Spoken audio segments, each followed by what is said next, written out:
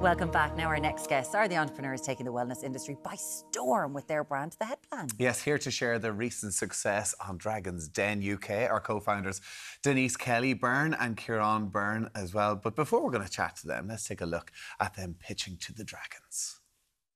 We're the founders of The Head Plan, a personal development and wellness brand that's on a mission to empower you to transform your lives. We're here today to ask for an £80,000 investment in exchange for a 5% stake in our business. In 2019, I was diagnosed with leukemia. But isn't it amazing when, in a situation like that, your goals and your priorities and what's important in your life really changes? What started at our kitchen table with me designing our first guided journal has now grown to over 20 products and a thriving Head Plan community. I'm going to offer you all of the money, and I'm going to go low. I'm going to do it just for 10%. If it's OK, we'd like to go with yourself, Peter, and take the deal. Oh, thank you. I'll give you a hug. Must have invested in a fake tan company that day as well, did Peter? Didn't he? Denise Kenny Byrne and Ciaran Byrne, founders of The Head Plan. Hello, good morning. Good morning. How are you? Very well, very well. Great. It's lovely to have you here because obviously we've all been watching and we saw this amazing. I'm sure when the Irish go on the UK version of Dragon's Den, it's amazing. But Ciaran, you mentioned there, of course, your leukemia. And this was something that kind of started everything to do with The Head Plan.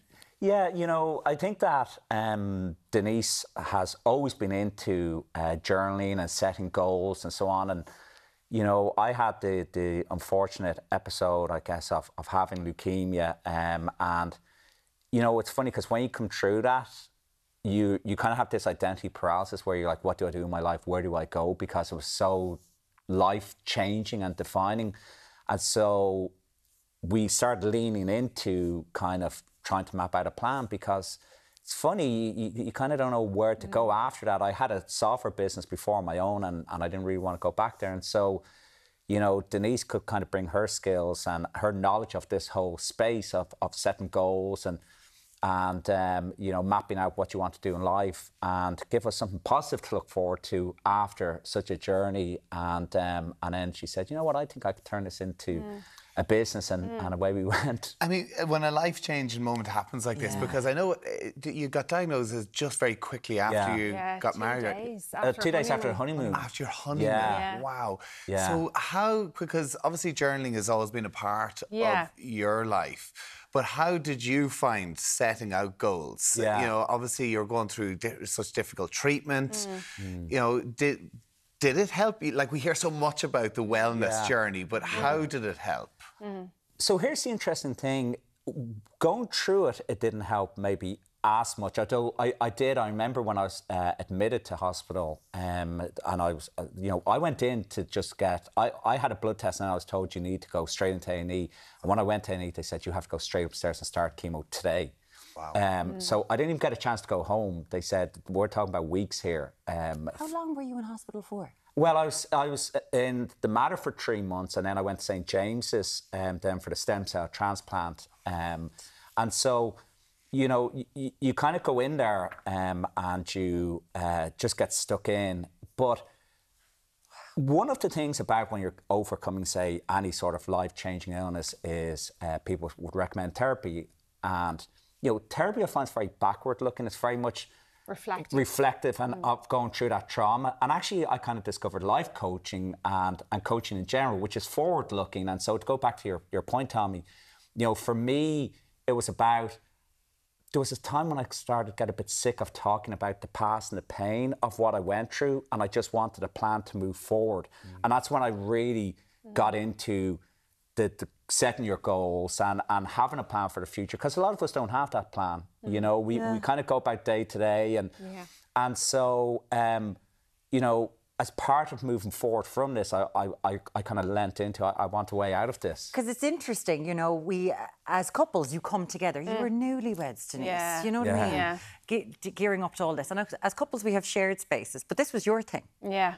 And next thing, when medically Ciaran is going through all of this, Were you leaning on this at home, just trying to stay, how do I stay positive? Yeah, I feel like I've always journaled since I was a child. I've kind of been lucky in the sense that I was introduced to this self-care toolkit, if you will. So journaling, meditation, affirmations, always things I did growing up. So this wasn't new, because a lot of it, there can be a lot of cynicism about the wellness industry. It wasn't new to me at all. I was quite an anxious child. So my mum introduced me to lots of different things. And I think for me was, I only leaned on these things when I felt like I needed them, whereas you should actually be doing things every day so you don't need them. And when Ciaran got sick, I dug deep into that toolkit and I dug out all those things. So I dug out the journaling, I dug out the meditation. Like, I used to sleep on the hospital floor beside Ciaran and do like Oprah and Deepak Chopra. They do this 21-day meditation challenge. I'd be like, come on, we have to do this. Like, I really got into it. Okay. And it was just this realization that why does it take a catastrophic moment like someone getting sick or something to actually realize that you should be doing these things every day to feel good? And I think you said this on your pitch as well, and you said it shouldn't just take one big moment for everybody to change something. This should be something that everybody does all the time. You got 3 dragons to give you an offer, which is incredible. Because, as we say, wellness and this whole space is so and flooded. Yeah. But your story was fantastic. When Peter Jones, what was it that made you go with him? It was always going to be Peter, wasn't it? Yeah, you know, I'm big into entrepreneurship and just studying like success stories of people, and they all have the consistency if they all set their goals. But Peter Jones in particular is very big into this space. You know, he's a guy who mapped out very early in his life what he wanted to do, and he talks about that in his book, like Tycoon. And he's proven it. He's gone out and he's done that. And so, you know, for us, he just got it. And what you don't see a lot of it in the final kind of, you know, what you see on TV, but he really got it, and he was so enthusiastic, and his energy really came across. He actually, because the bit I did see, that he got quite emotional. Once you guys left the room, he actually got up, and Stephen Barton had to give him a hug. Like, you could see it really, like, your story really resonated with him. Yeah, he was really into it, wasn't he, Ciaran? I think they all get like that when they have to part with money. But give us a bit of the behind the scenes, because I want to talk more about the head plan itself, because, you know, Ciaran's leukemia isn't the only thing that you've overcome in your life, and this is just to keep yourself straight. But when you're there, like, we're seeing you on screen for a few minutes, and obviously they build you up when we see the journey. Yeah. You're pitching for how long? We were in there for an hour and a half. Yeah. Wow. Yeah. And so you guys see like 10 to 15 minutes. If you're lucky, like if you're one of the main pitches of the show. So you're pitching, and then you have to absolutely answer all of their questions. Yes. And this Ciaran had all the figures down, like it was a lot. And you could hear them before you walked into the room discussing your business. So you're standing in the lift and they genuinely have no knowledge. Yeah, they've no knowledge of what they're going to see. Like, there's no brief or anything for them. Like, it's very genuine what you see on screen. And you're standing in the lift, and they make you stand in the lift for a few moments before they actually open those lift doors. And you can hear them shout, "Okay, reveal!" And they pull this screen. It's like, remember a blind date with Sid Clark? They pull this screen, and your product is revealed, and they're trying to guess what the product is. They're like, "Oh, this looks interesting," and you can hear the amazing. Yeah. How did you do? Because you're only 6. Your daughter Lottie was born 6 weeks before you had to go and do this. I mean, kind of lack mad. of sleep, Kind of everything. It is mad. So we actually applied for Dragon's Den. It was a big goal for us. We applied for Dragon's Den around this time last year, and it was a long process, wasn't it? Yeah, there's a lot of due diligence beforehand. A lot of screen testing, interviews, different producers, things. So, like, there's a lot in it.